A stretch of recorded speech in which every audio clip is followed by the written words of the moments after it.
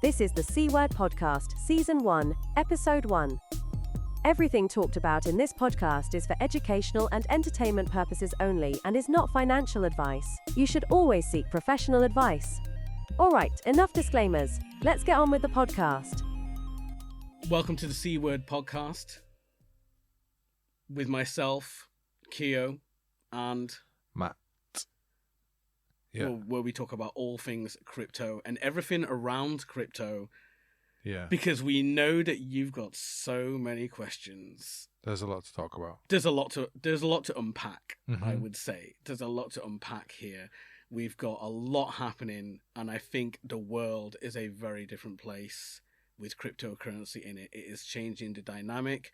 You've got questions, I've got questions, and nobody's got answers. Nobody's got answers, Yeah. but this podcast is going to try and go just a little bit towards answering your questions because we know a little bit. Yeah, it's weird, isn't it? Because we've been involved with crypto since at least 2013, Yeah. 2014. Even maybe even a bit earlier, possibly. Yeah, I think probably earlier in terms of like talking about it and yeah, having bits and dabbling in it, but I like know. maybe seriously since Yeah. like 2014, 2015, Absolutely, yeah. where we started trying to really make something of it, which is crazy because I think it's a good reason to not take this as financial advice because we've been in the space since 2014 and I know. we're not rich at all. Yeah, if you're going to take financial advice from anyone, it should not be us. Yeah. But you should listen to our stories very carefully. Yeah, I think just my only bit of financial advice would be don't take any financial advice from people doing a podcast. Yeah. That is the best financial advice I've been given. Yeah. Don't listen to anything anyone says in a podcast and take it as a serious investment opportunity. Absolutely. And, I think it goes without saying, if you're not prepared to lose all your money, don't get into crypto. Be happy to lose it because we don't know where this is going to go. Tomorrow, you could be the richest you've ever been, and then the very next day, you could be the poorest you've ever been, and then you'll have no one to blame but yourself. Can we just address the foundation-wearing president-elect, elephant in the room, DJT? Yeah. Can we just address this right now? Because we are going to talk about this, I think, a lot over the course of this podcast. I think we're going to talk about it every time, because we can't deny what's been happening, right? The DJT effect. Yeah. We can't deny it. I mean, I don't know about you, but my portfolio, when I look at the 5th of November, has just skyrocketed. It's just going up, right? The trend is just going up. Like my total value to USD, like it is just going up. And that is like, if that's not a sign of what people are thinking, like I don't know what is. Yeah. Yeah, I mean, he's going to make it. Oh, he says he's going to make it. He says it. The Bitcoin capital of the world, the United States. I mean, do you know what worries me about this? Is that we're seeing Bitcoin like at an all-time high, right? I was looking last night and it was like 104K per Bitcoin, right? I remember when it was like less than $1 for a Bitcoin, and now look at it. Like honestly, I'm kicking myself, as is probably most people listening to this. I mean, even the sort of I bought a pizza with Bitcoin. Yeah. Those kind of days, it was sort of, what, $2 maybe? And someone spent like 5 Bitcoin on a pizza. Yeah, it's like $500,000 now. And then that became a story when it was like, I spent 45 grand on a pizza. Yeah. So then like, that became a stupid move in the eyes of the news. Yeah. Even when it was just like 10 grand a coin. Yeah. And now it's 10 times that. Yeah. It's wild. It's wild to think what's happened. And the increase in value over Bitcoin over time can only be, I think, can only come down to the fact that people believe in this. which I still think today, this is a real threat. It's a real threat to governments. You see some governments around the world that have adopted it, right? Mm-hmm. And good on them, because look at the price of it now. But, you know, there are some governments that are fighting it. They're fighting it because they want to hold on to their traditional money. They believe in the dollar. They believe in the pound. And, you know, there are institutions and government departments that are set up all based around the pound or the dollar, you know, flowing in and out of the country, their economy and stuff like that. And then you've got cryptocurrency in general, which has just come out of nowhere, born out of technology. I explain Bitcoin and cryptocurrency in general as the next iteration of money, the next iteration of money. You know, with the Ethereum blockchain, you know, these, what we call money, I call it programmable money. Mm-hmm. And when I used to tell people, imagine your money can do more than just go from A to B. Yeah. It can do C, it can do D of its own accord. If something happened, it can move itself around. Yeah, that's the thing that got me, I think, like understanding that, like if you made a bet about what the weather's going to be, and you say it's going to rain and I say it's not going to rain, and then we put that into a place, and it could check the weather and automatically pay out whoever was right. Yeah. So instantly, you don't need a bookies. Tomorrow is Inauguration Day. Yeah. Right. And it is going to be a wild day just in general, because he said he's going to enact all these like things that he promised on day one. Mm-hmm. Let's see how far that goes. You know, you've got Elon, Department of Government Efficiency, Doge, right? DOGE. Which has two heads, by the way. There's two people in charge. Oh yeah, is it Vivek Ramaswamy? Yeah, the other guy. It's the most hilarious thing ever to be like, we're having government efficiency protocol.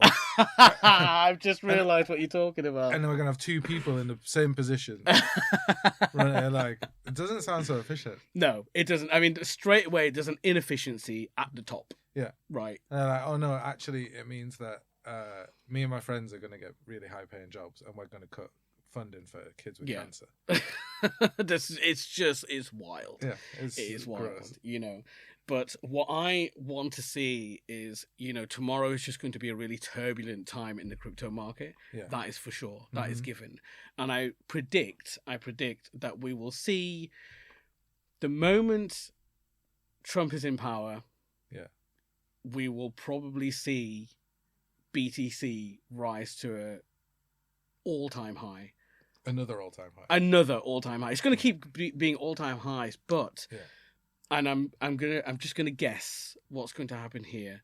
Mm-hmm. There is going to be pushback they're probably already gearing up for it. Yeah. But there's going to be such a pushback once Trump comes in. He's going to be like, oh yeah, crypto's legal now. Well, it's already legal, but we're going to push to use it in more everyday scenarios, for example, in shops and stuff like that, you know, whatever. Because make no mistake, companies that control, you know, the e-commerce side of finance, they are delaying things on purpose.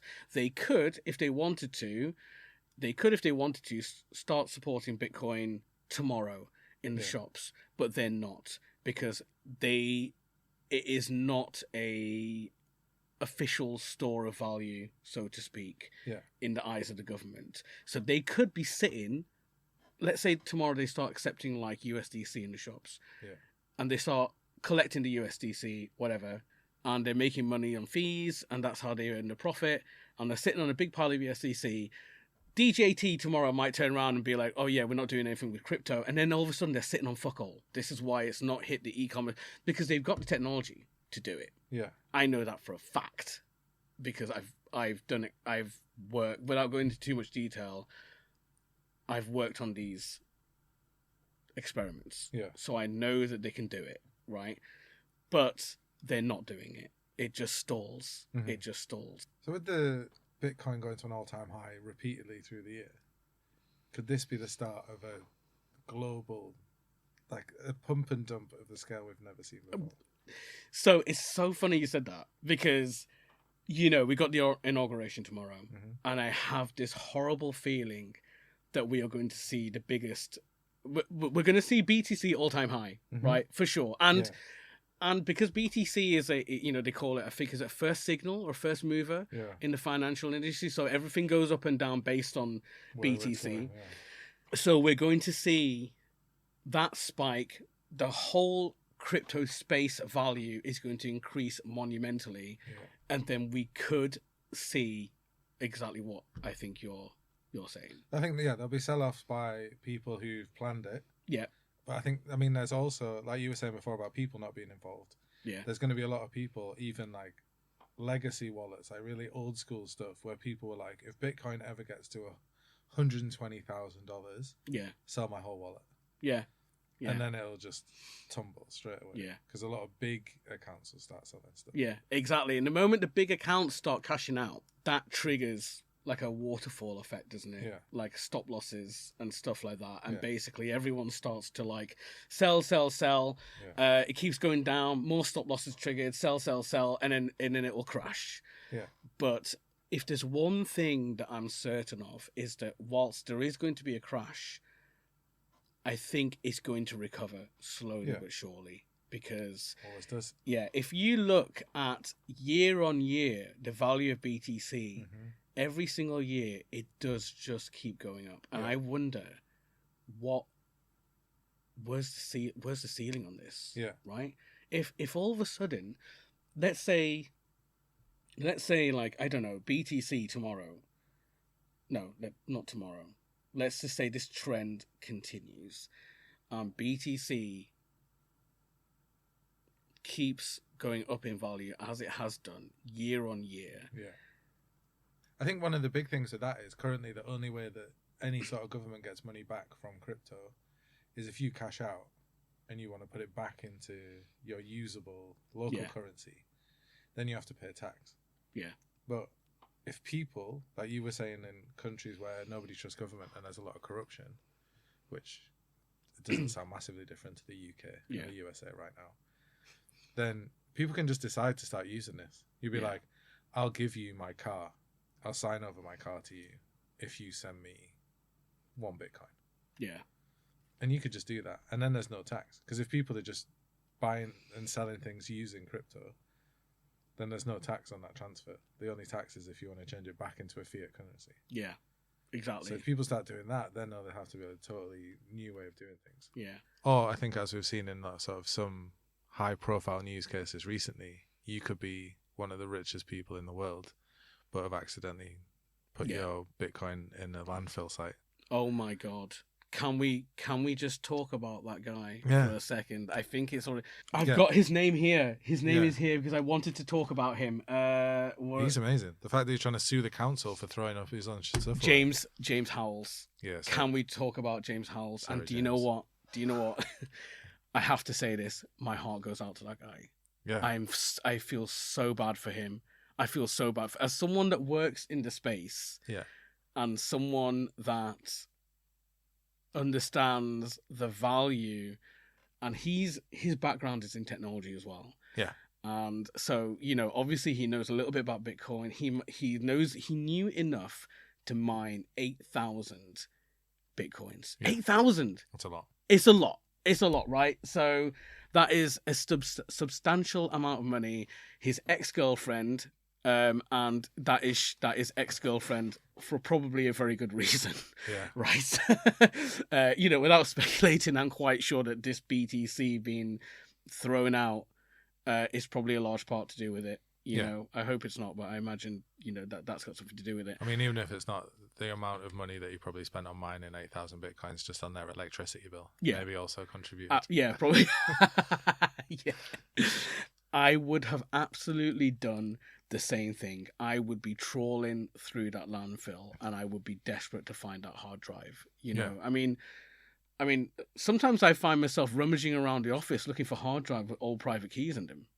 Right? Do you know what I mean? Or 12-word phrases. Yeah, I've had the complete opposite experience where I found 12 words and some different storage devices in the house. You found 12 words? I found my own 12 words. Oh, you found... Yeah. There's like, in the house, I'll find some storage device with a bit of paper next to it and 12 words. And I would go into it being like, oh my God, is this $1 million Dogecoin that I got yeah 5 years ago? And then it's not... just empty and I transferred everything. Do you know the same thing happened to me last night, by the way? I found a Bitcoin seed phrase. Yeah. Right. So if those of you that don't know what that is, that's sort of like your way to cryptographically access your Bitcoin wallet, for example. We kind of like your password to get into your online banking. Yeah, exactly. And it's probably just worth mentioning as well, whilst we're here, if you sign up to a cryptocurrency wallet of sorts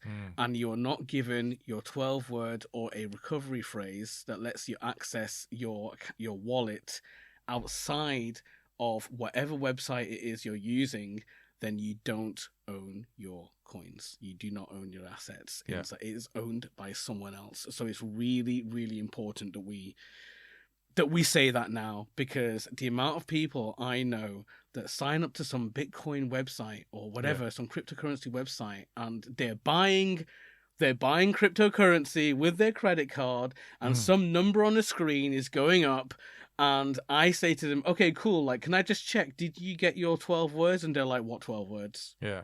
And I'm like, you're fucked, mate. You're fucked. If you don't have access to that, someone else does. That's how cryptographic wallets work. You have a phrase. Your cryptocurrency wallet is derived from that phrase. It is a one-way path, right? Yeah. And I just want to take this opportunity to tell people that, like, you need that phrase. If you don't have it, you don't own your wallet. I think that was something really interesting I was trying to explain recently, because I've got friends and family that have bought crypto and ask me for advice, and then they tend to go to places that they trust, like Coinbase or Binance or different platforms like that, where you can just buy stuff and you don't actually own anything apart from a promise from that company to pay you the money that your crypto is worth.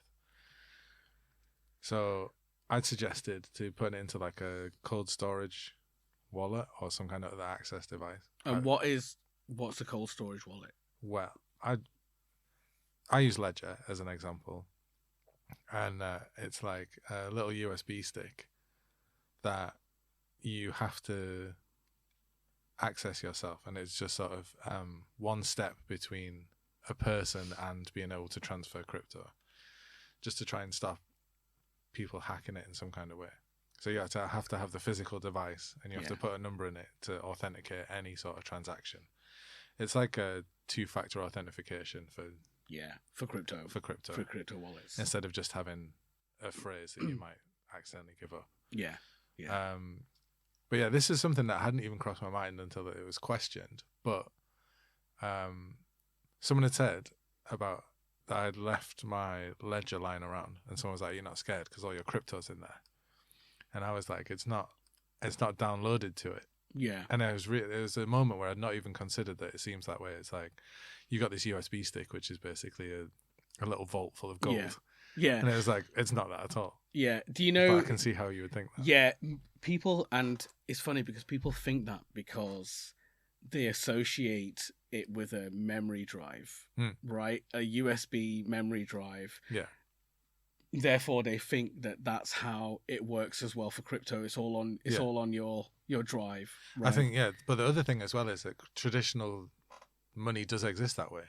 Yes. So, like, I mean, up until the gold standard stuff, it'd be like you would have a note and you check your currency, and it's like you're owed some money. It's like a promise from the country that money exists.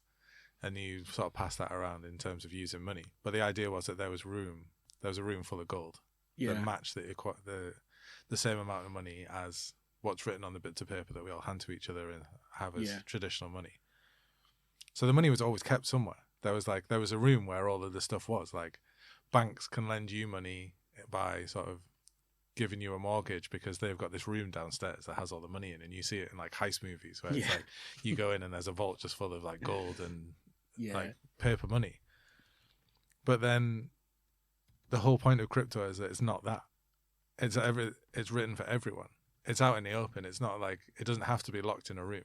Because the whole idea is that there's just this ledger that anyone could read and be like, this is how much money this person's got, and on this day they sent this person this much money. Yeah, and it's all, that's the thing as well with blockchains, is that it is all transparent.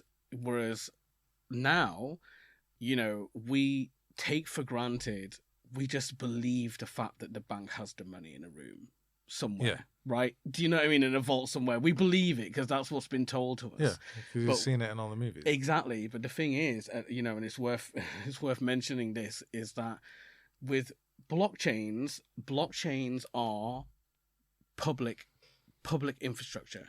Yeah. You know, they are public infrastructure.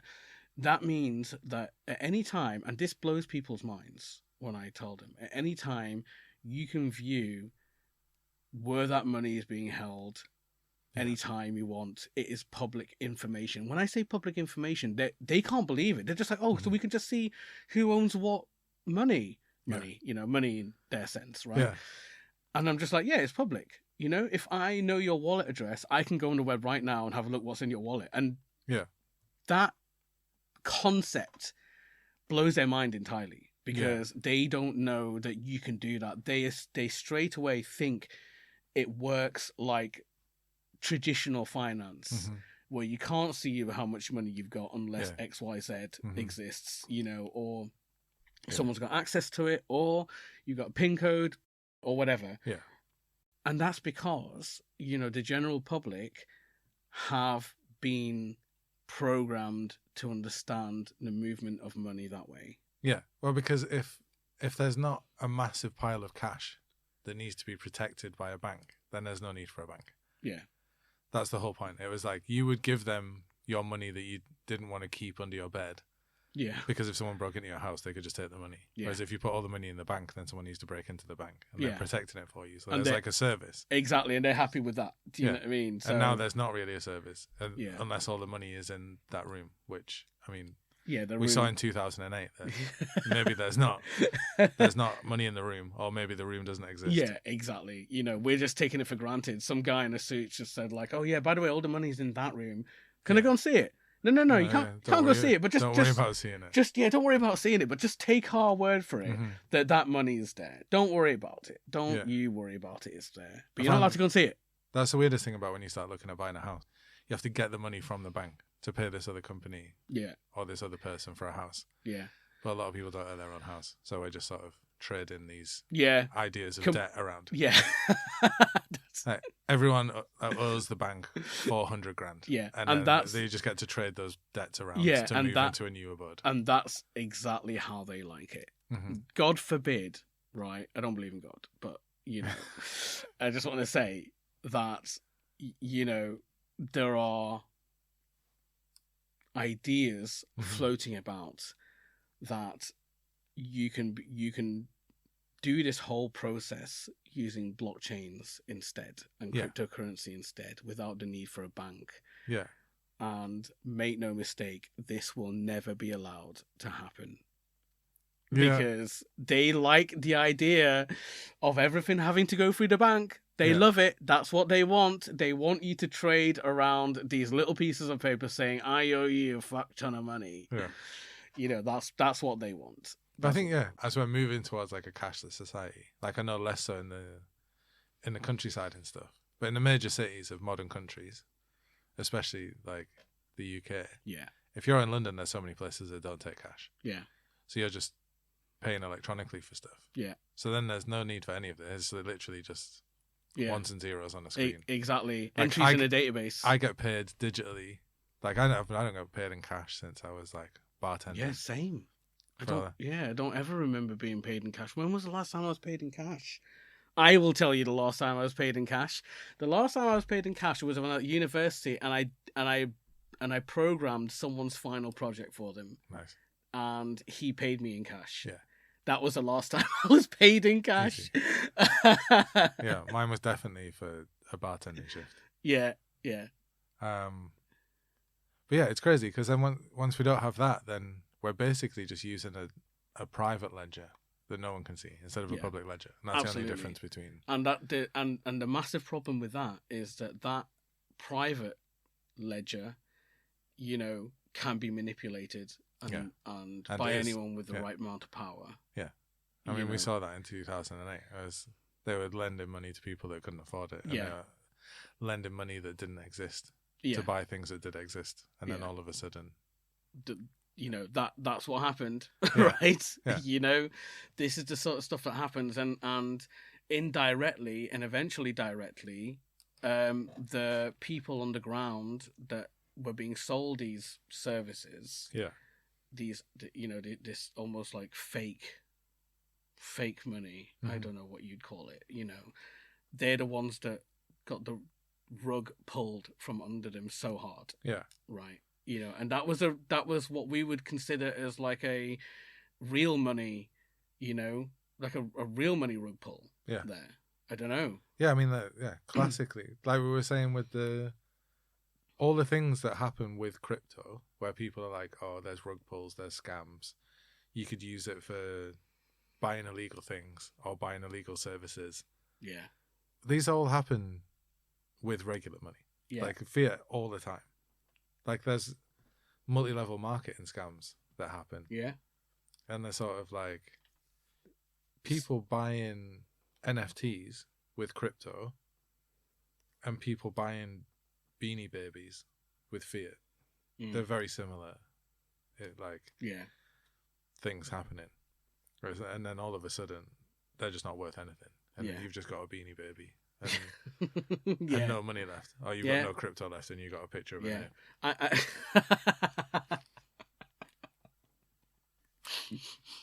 It always makes me laugh. See, I understand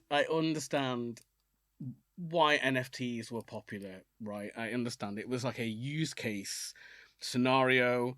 They bridged that whole thing with technology and human nature in terms of art, right? So NFTs were like really important in terms of like crossing that bridge, creating that connection between the normal person on the street, who might even be like a technophobe, doesn't really like technology, and cryptocurrency and that whole space, which includes NFTs, and and that was such an achievement because it worked, right? It crossed the bridge, and it connected, the two, something that's so pure in terms of human form like art, versus something that's so deep into the technology space. Right, which is a cryptocurrency wallet. You can't get deeper than that. No. But ultimately, we fell into that same trap of realizing that in the end, you just had a picture of an ape. Yeah, I think it's also important to spell out how NFTs are not just ape pictures. Yeah. Like an actual NFT could be so useful. Like the technology of NFTs. Well, this is the thing. Insanely useful. This is what people don't know, and this is what they don't understand. An NFT is a one-to-one digital asset that belongs to only one person at any one time. Would you say that is a correct way of describing it? Yeah, I think I always thought of it as owning a digital thing in the same kind of way that you could imagine owning a physical thing.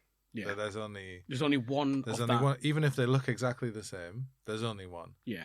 So like cash. Yeah. Like all £5 notes look the same, but they all have a different serial number on, so they're all identical. Yeah. I thought of it kind of like that. Yeah. Yeah. No, I agree, and I think people like the idea of ownership. Everyone wants to own things, So all these things put together created this perfect storm of NFTs. They mixed together art and digital media. They mixed together ownership, and it just blew up out of nowhere. I read somewhere recently that NFTs right now are at a 3-year low, which is quite interesting given what's about to happen in the crypto space tomorrow, right? But that might change tomorrow. But I have this worrying feeling that the initial use case for NFTs, which was, fucking pictures of apes and shit, right? That has worn off, the novelty has worn off, and we all saw people just right-clicking and saving as. Yeah. Right, and saving a picture and being like, oh, I've got it too, and, for someone who doesn't know any more about NFTs, about, anything more than that they own that picture, to see someone right-click, save as, and print it out is horrifying to these people. Yeah. Right, because they often would feel that I should be protected by this technology, and they weren't. I think, so, an interesting one that I bought, I thought was really unusual. It was by Bose, the sound company. Yeah. Speakers, headphones. No way. Did they do an NFT collection? They did. And it was called the Stickman Collection. And each one was an individual image of a stick, like a stick. It wasn't a stick man. It had like arms and legs and like a round head. Right. But each one had 15 seconds of an audio track. And you own the rights to that track. Yeah.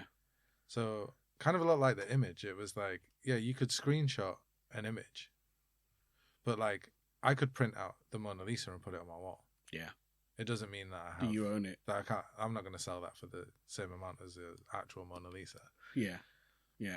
But people didn't see the difference in that. It was like, well, if it's digital art, then if I download it, I've got the same digital as you've got. Yeah.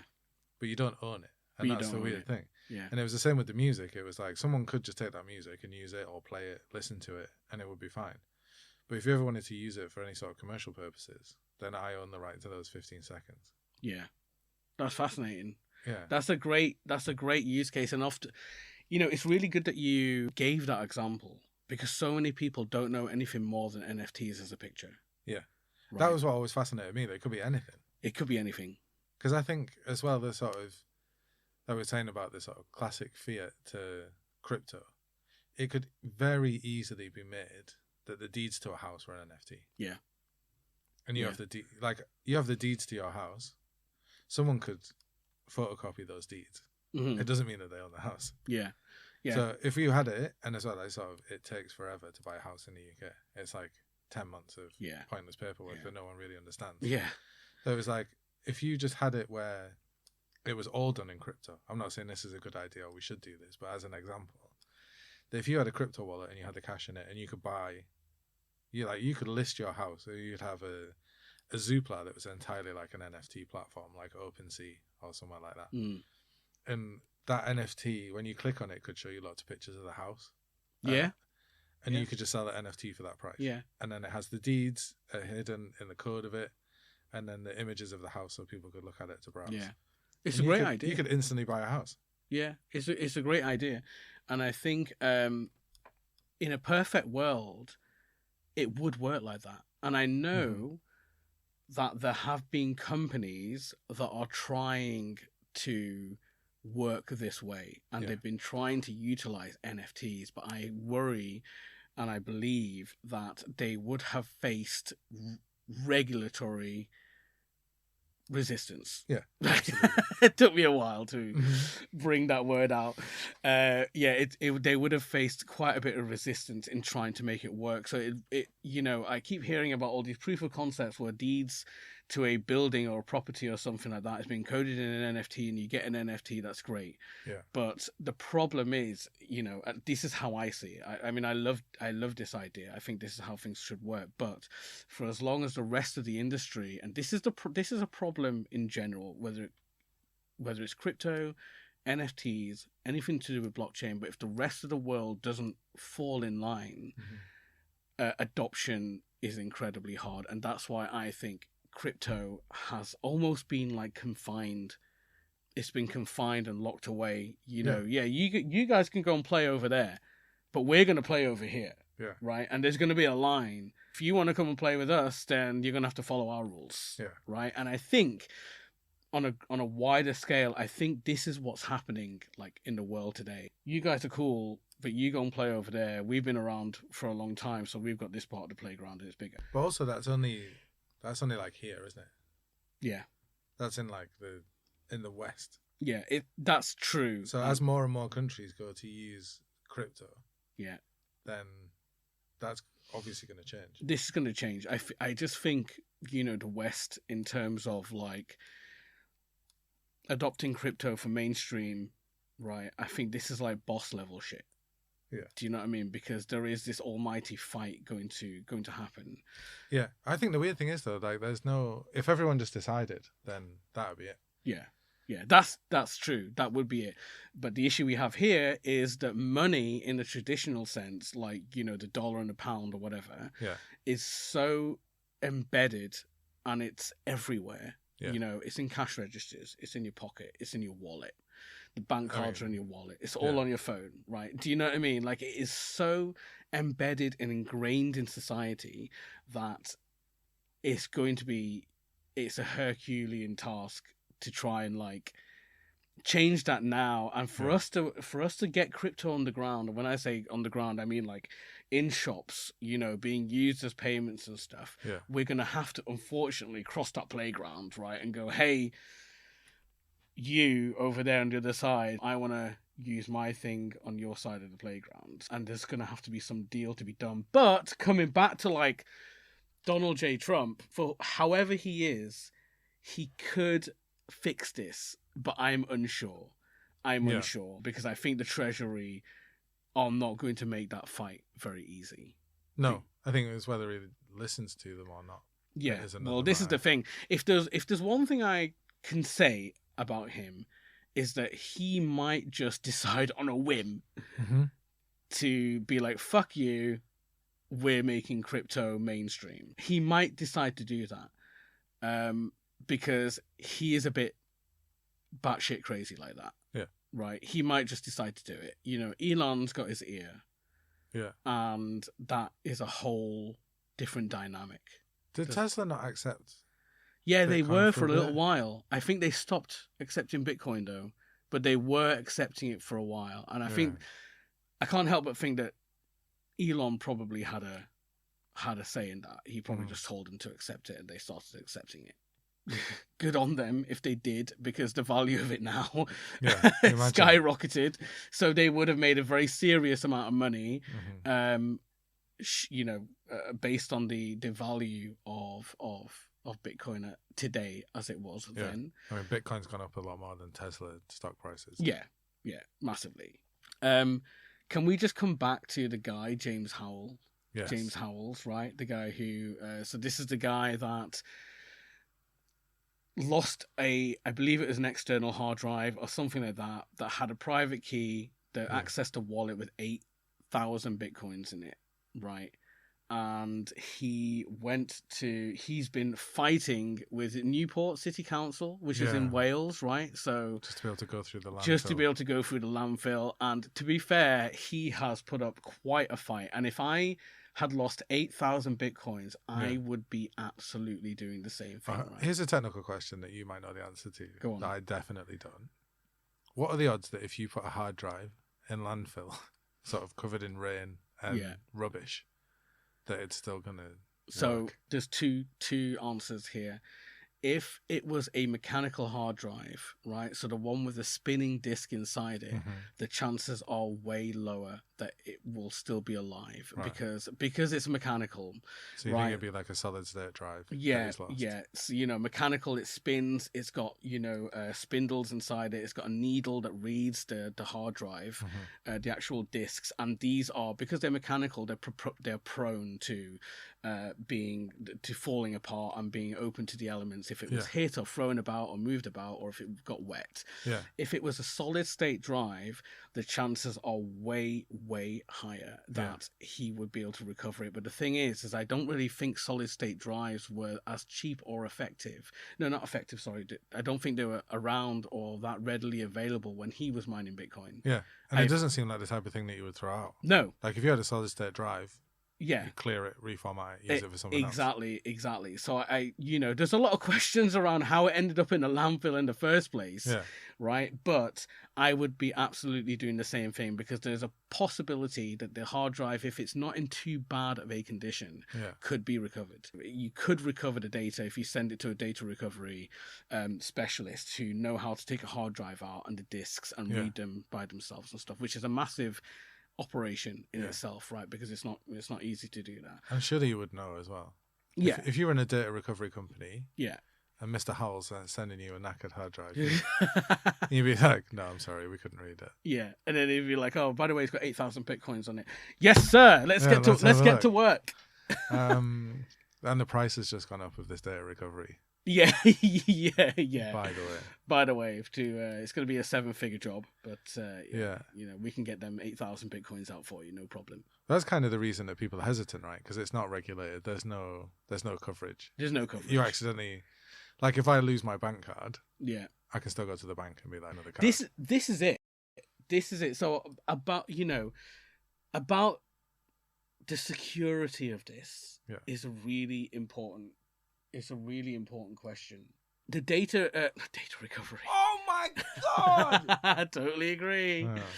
So just because that's a different topic, let's just let's finish the James Howell thing. I just had one more thing to say on James Howell, right? So I decided to do a quick Google on him, right? And I noticed that the fifth link down was his LinkedIn profile. Yeah. Okay, so I was like, okay, do you know what? I'm going to go onto the LinkedIn profile. I'm going to have a look. And there's not much on there, right? It just says that, he's his description about himself is one line. It says knows a bit about computers. Nice. His poster frame says his poster banner at the top says never give up. Yeah, relevant, right? Newport, Wales, all good. He says, as a former systems engineer, and at the end of his description, he says, might know a thing or two about landfills. Nice. And then at the bottom, where it says his interests, Drive Savers Data Recovery and Newport City Council. Nice. I love the fact that this guy's got a bit of a sense of humor. Yeah. Even when he's lost 8,000 bitcoins. Or somebody with a sense of humor set up a LinkedIn. Oh yeah, that could also be true. He could actually just be an emotional wreck. Yeah, he's just crying. Yeah, he might be. Yeah, he might have some real problems. He's trying to deal with. I hope that's not the case. But if he did write this LinkedIn profile himself, he's obviously he's got a bit of a personality and sense of humor. You never know. I hope for the best for him because Godspeed to him in all honesty, because that is a phenomenal amount of money to lose. It's the same for people who don't really understand the severity of this. Imagine that you had put £1 million in notes in a safe, and then you threw the safe out, and you knew that it was in a landfill somewhere in your local city dump, right? Like, are you not going to go and look for that? Yeah. Right? I would. The thing that I don't understand, and I don't know, like, must have thought about it, but there's people that work in that landfill. Oh my God. Outside of the council. Never even thought about this. I would go straight down to the landfill and be like, whoever finds my hard drive, I'll give you £1 million. Shit. This I wonder if he's done this. He's got to have, right? I hope. He's been thinking about this for a lot longer than we have. Yeah, I hope so, because he's been fighting this for a long time, but there is a possibility that he's probably only gone down the legal route because he wants to dig it up himself. Yeah, he's looking for a way for him to go and look through the landfill. Yeah, but actually, for one, why? Yeah, like, I don't want to look through landfill. I'd happily pay someone who's already in there to be like, this is what it looks like. This is, I don't know. I hope because you need help anyway, right? You go into absolutely. A landfill and it's just a pile of junk. It is huge. It's not organized by month. No, it's not organized at all. No. If these pictures of landfills that I see are accurate, they are not organized at all. They are just dumps, right? They are just dumps. It's just a pile of stuff. Yeah. So I very much hope that he absolutely has gone and paid. When people. Was it they lost it? This was some time. I don't know when this started, but it's been going on for some time. Because this is the other thing I was thinking. I don't know the exact temperatures, but I'd seen a thing about how landfill can be bad for the environment because it's basically a load of stuff rotting and it gets piled on top of each other. And there's a lot of plastic bags. Right. So it really insulates itself. So underneath, there's an immense amount of heat in landfill. Yeah, I heard about this as well. And that's what creates all the gases, right? Yeah. I think. Yeah. That's what causes it to degrade. It's like compost gets hot. Yeah. And it's just that on a massive scale. So the hard drive could also be getting cooked. Yeah. And so, like, not even just wet, but it's also like and really I think hot. if it is a mechanical hard drive, which I reckon it is, is probably fucked. Yeah. But again, I said it at the top. Yeah. My heart goes out to this guy. Yeah. It's, you know, so yeah. The amount of excitement I've had at just finding 12 words on a piece of paper in my house to get nowhere. Yeah, same. To think that it was actually full and you just can't get it is so much worse. I know. And the same thing, like I said, the same thing happened to me last night. I found a Bitcoin recovery phrase and I was so excited. I thought, this is it. This is my ticket out of here. Yeah. I'm done. Yeah. You know, only to find nothing at all. What was the point? But yeah, just moving on to the financial recovery. Yeah, because I think it's way better because it's your own money. Like you were saying, like you need your 12 words, and then you have full control over your cash. Yeah, which is fine for people who are responsible, diligent, responsible, intelligent. Yeah, but there's a lot of people that aren't. Yeah, and they're looking for that kind of hand holding. Yeah. So then there'll be other people that will come in, and maybe it'll just be replaced. But I think the idea of having a system that people can use themselves is what made crypto so romantic. Well, this is it. Romantic is such a good way to describe it. They love the idea of total ownership, no strings attached, you know. And I think as well, because it spans so many different beliefs. Yeah. There's that sort of very... Absolutely. You think of like libertarians as sort of like Ron Swanson from Community, where it's like he just wants to live in the woods and not have any government interference. And it tends to be quite... right wing, because you don't want the government interfering with you, and everyone looks out for themselves, which is really bad if some people just need caring for and they don't have anyone to look after them. But I think there's a lot of different beliefs that want that freedom, so it's sort of anyone who's not playing by the rules in the middle can get arrested. In terms of like, it doesn't matter what you're protesting in the UK in the street, you could get arrested and thrown in prison. It's that sort of government overreach is a big issue that people want to avoid. No, this was the thing that struck me. I always talk about like other people like being surprised and really struck by stuff with blockchain, but this struck me. This really got me because, as like yourself, you know, we find ourselves giving advice a lot to people in the blockchain space, you know, and people want to get into cryptocurrency and, you know, they're looking for advice and stuff. And of course we can give the advice, but the first thing I always say is, are you happy to lose your money? Some people say yes, you know, fine, that's their choice, right? They're happy. You know, some people have earmarked certain amounts of cash as play money, and they've, you know, mentally disconnected from it, so they can, like, if they lose it, they're all right with it. Yeah. But a lot of people aren't, and that's also what stops it becoming the main system, right? Yes. Because it's like, oh, I'm willing to lose everything in my wallet.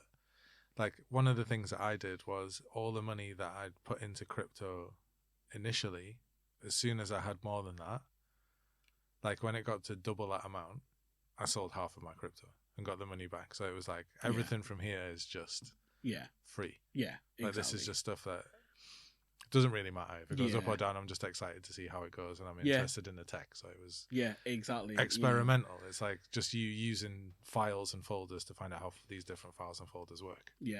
But it's like, I would be happy to lose all of that.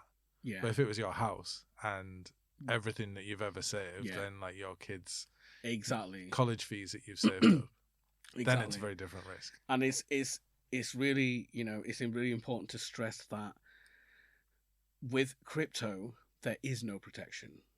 It doesn't exist, right? And this is because it's not regulated. Because it's not regulated, because it's not a government-backed thing at all, right? At the end of the day, like you said, it is just zeros and ones in an autonomous system, right? A blockchain. And when I explain to people that if you get scammed, or let's say you pay for something on your credit card and you don't get the deposit back from your hotel or something like that, the only thing you need to do is make a call to your credit card company and they will do the paperwork. They will do everything that needs to be done, and they give you your money back immediately. They don't even ask for any questions. They will just give you your money back straight away. If they see it on the system that something didn't happen, you paid for it using their credit card, they'll give you back. You get some financial protection, and there's a security net. This doesn't exist in crypto. And when I explain that to people, they would rather use traditional finance. Yeah, and I think they're the things that are missing, and it's like the whole reason that crypto hasn't been adopted, apart from like sort of it being pushed away, like you said, by bigger institutions, is that it's missing two things that people really need to start using something: the security and the backing, to be that if they get scammed, they might get some of their money back. Yeah. Or like, what is it, like 80 grand? If your bank goes under, you can get a certain amount back. Yeah, that's right, yeah. In a traditional sense, where that you don't have that with crypto. No. And I think the second thing that you touched on before is that like your fiat stuff, it's in your phone, it's in your wallet, it's in your pocket, and you have all these things. Yeah. So there's a level of security that's missing, and then there's a level of like UI that's missing. A sort of how do you make all this stuff easier? Yeah. So it's like if you just had a wallet that has more of a front end that you could tap to pay for getting a tube or buying something in a shop, then people would use it because they don't care or they don't understand what's at the back end of these systems. Yeah, and they don't have to. You know, a lot of people, they don't want to care. You know what I mean? A lot of people don't want to care. They just want to use their cash to buy, you know, a fucking chocolate bar. Yeah. Right? Whereas like with cryptocurrency, there is this technical level of understanding. You need to fucking know shit. You know, you need to be a bit more technical in order to get there. But with traditional finance, they've made it easy. It's easy by design. Yeah. But it took a long time as well. It took a long time. That's correct. And crypto hasn't come. I would say crypto has only really recently maybe come to the forefront of everyone's mind. Crypto's been around for a long time. It was the first use case of a blockchain, right? Bitcoin. But it has now, I would say, with the advent of like Elon Musk and Donald Trump and everyone who's crypto friendly, you know, even Facebook were dabbling with their own blockchain and currency. Do you remember that? They canned it. I don't know what happened with that. I don't know what happened with that in the end. But they put likes on your Meta instead. So it's come to the forefront. Only now, I would say, it's at the forefront of everyone's mind. Yeah. And there isn't no one you can go to today and say, "Have you heard of cryptocurrency?" Yeah. And they'll be like, "No, what's cryptocurrency?" Yeah. Everyone has heard of it. Everyone knows about it. Like the public is primed for something big, but they are not ready. They're not comfortable with the idea of like losing all their money. And this is the problem. Yeah. The moment I say to someone like, "Are you happy to lose your money?" they're like, "No," and I'm like, "Well, don't bother. Yeah. Don't bother. So, trust me, because we don't know what's not ready for you." Yeah. Sorry, it's not That's ready. why there's huge gains. But I think, one of the big questions is, what if it can't be utilized? Is something that people ask me quite a lot. In terms, because people see the utility of an asset class or a money to be like, there's no utility for crypto until I can buy a chocolate bar with it. You use that example yourself. It's like, how do we get to that point? But for me, the really interesting thing about crypto is that there's utility beyond that. Money only has a utility of goods and services. You hand it over and you get something back. You get a service or you get goods. That's it, from the cash. Yeah. But there's no more utility than that. So the interesting thing about crypto is there's a utility that we haven't yet reached where you could buy a chocolate bar with it. But there's also the utility of building apps on the Ethereum blockchain. Yes. And that is a whole other conversation. Episode. Right. That's a whole other episode. You know, the blockchain powered applications with crypto baked in. Yeah. Baked into it. You know, this doesn't really exist. I think the closest thing we have to that in the fiat world is gambling websites. Yeah. Right. But in the Ethereum and the blockchain world, you know, crypto assets are built in right at the bottom layer. You know, every single like DApp, decentralized application they call it, has a element of cryptocurrency or NFTs. Right. So these are like way more exciting, and you know there are way more possibilities. So how dare you? That's what the boomers are saying. I think we'll have to cover that next time.